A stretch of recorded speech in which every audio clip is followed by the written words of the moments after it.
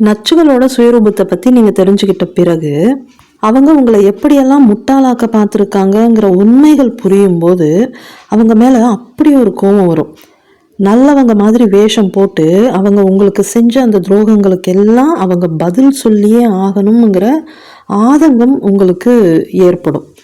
அவங்க செஞ்ச அநியாயத்தை அவங்களுக்கு புரிய வைக்கணும்னு ட்ரை பண்ணுவீங்க. அவங்களோட தவறுகளை உணர்ந்து அவங்க உங்ககிட்ட மன்னிப்பு கேட்கணும்னு எதிர்பார்ப்பீங்க. இது எல்லாம் ரொம்ப ரொம்ப நியாயமான உணர்வுகள். இது எல்லாமே ரொம்ப நியாயமான எதிர்பார்ப்புகள். ஆனால் இது உங்களோட லாஜிக்கல் அண்ட் இமோஷனல் திங்கிங். நான் எப்பயும் சொல்கிற மாதிரி உங்களோட லாஜிக்கல் திங்கிங்கை நச்சுகள் கிட்ட அப்ளை பண்ணவே கூடாது. ஏன்னா நச்சுகளோட லாஜிக்ஸும் இமோஷன்ஸும் மனுஷங்களோட லாஜிக்ஸ் மாதிரியும் இமோஷன்ஸ் மாதிரியும் வேலை செய்யாது.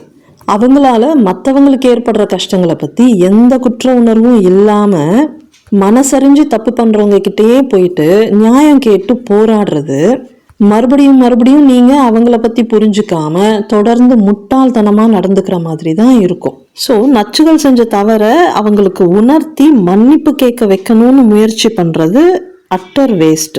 எந்த காலத்துலேயும் அவங்க செஞ்ச தவறுகளை அவங்க உணரப்போறதும் கிடையாது. அதுக்காக அவங்க வருந்த போறதும் கிடையாது.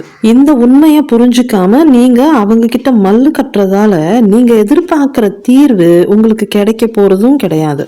உங்களோட போராட்டத்தால நீங்க மேலும் நச்சுகளை என்டர்டெயின் பண்ற மாதிரி ஆயிடும். உங்க ரியாக்ஷன்ஸ் மூலமா நீங்க அவங்களுக்கு சப்ளை கொடுக்குற மாதிரி ஆயிடும். உங்களோட போராட்டத்தால அவங்களுக்கு எந்த பாதிப்பும் இருக்காது. உங்களுக்கு தான் மன உளைச்சல் அதிகமாகும். நம்ம காலில் முள்ளு குத்திட்டா பக்குவமா முள்ளை எடுத்து வெளியே போட்டுட்டு போற மாதிரி நச்சுகளை உங்க வாழ்க்கையில இருந்து பக்குவமா தூக்கி எறிஞ்சிட்டு போறது ஒண்ணுதான் நார்சிசிஸ்டிக் ரிலேஷன்ஷிப்ல நீங்க காணக்கூடிய ஒரே ஒரு தீர்வா இருக்கும்.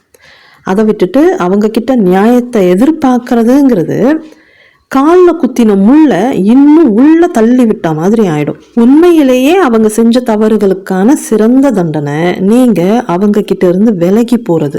ஏன்னா நச்சுகளோட லாஜிக்ஸ் படி அவங்களோட சப்ளைய இழக்கிறத தான் அவங்களுக்கான மிகப்பெரிய தண்டனையா அவங்க கருதுவாங்க.